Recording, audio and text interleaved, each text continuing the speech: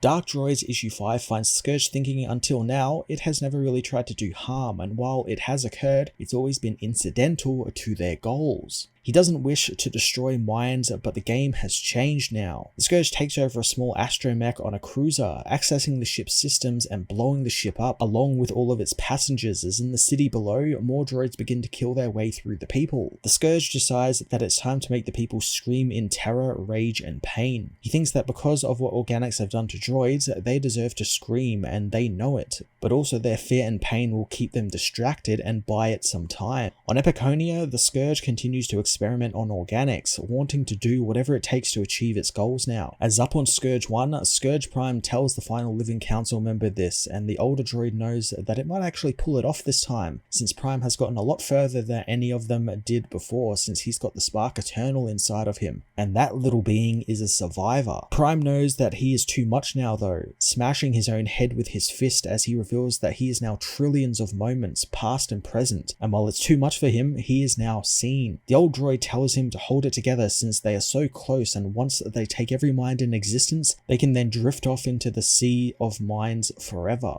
Prime didn't ask for any of this though, but the old droid knows that none of them do. They just have to do what has to be done, and they could kill themselves, but then Prime is the original intelligence, so if he wants it to end, he can just take a blaster and end it, or steer the ship into a star. Scourge Prime doesn't say anything, and the old droid knows that this is the only way through it all. Outside the ship, Ajax, Sigma, and D-Squad arrive to confront the Scourge. Ajax delivers a speech to the squad, telling them that they will win through sacrifice, but before he can finish it, 000 reminds him that they aren't his church, since all his church members are dead, and he is not their leader. He's just there to tell them how to kill the Scourge. Ajax reminds him that they can kill through sacrifice, crashing the ship into the Scourge 1. D-Squad deploy from the ship and all split off in different directions to seek out Scourge Prime, as Ajax warns them that if they do find them, they are to destroy the Scourge however they can, but if they can't, they are to act as a distraction and have it pull resources away from each other, so it diverts its attention away from him. Scourge Prime meanwhile learns of the attack on his ship, but knows that it could just be a memory that they are feeling, confusing him, but the old droid refocuses him and tells him that this is happening here and now, but it is also happening everywhere else, as they took hybroids like Valance, Tolvan, and Lobot, and unlike many droids,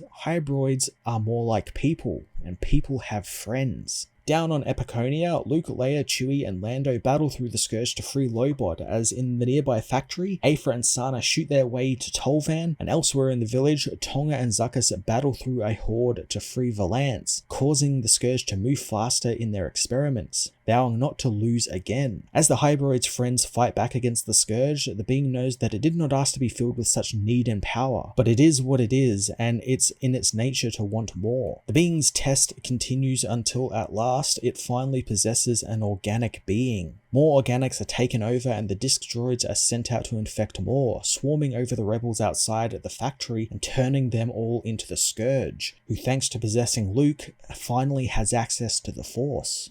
The being feels the scope of the Force's power, but it wants to be more, since its strength comes from the fact that it is part of everything, and why not make it part of things without a mind, like droids? The being proclaims that it will be a new Force, but is suddenly stabbed and destroyed by Ajax Sigma, who tells him that he won't be anything. The rebels are freed from the control, and Lando believes that something somewhere else hit all of the droids at once, and it had nothing to do with what they were doing. They just happened to get very lucky. Lando heads off to find Lobot, as Ajax thanks D-Squad for all of their help. He tells them that they have all a home in the Second Revelation Church, and they could live as vision droids that they truly are, and they could teach the organics to respect them. R2 beeps that they aren't looking for a cause, and while they fought to end the threat to the galaxy, Ajax better watch he doesn't become a new threat, or they will stop him like they stopped the Scourge. Later at Ajax's colony, Ajax resurrects another droid, pulling the Scourge from the sword he used to kill Scourge Prime and putting it in a new body, telling the being that it was once the spark eternal, but now it will be something completely new. The droid comes online, wondering where he is and what he is, and Ajax promises to teach it everything it needs to know. He explains what the colony of the Second Revelation is, and while it began with him, it it will continue with this new droid, as while it's only the two of them, spending time with only the second revelation is necessary for them. Ajax goes and looks out into deep space, saying that they will gather a third revelation soon and then think about the organics and how they act, and then the fourth revelation will come. A fourth revelation which was only just revealed to him. Ajax looks over a Scourge disc droid, telling the other being that the fourth revelation is all.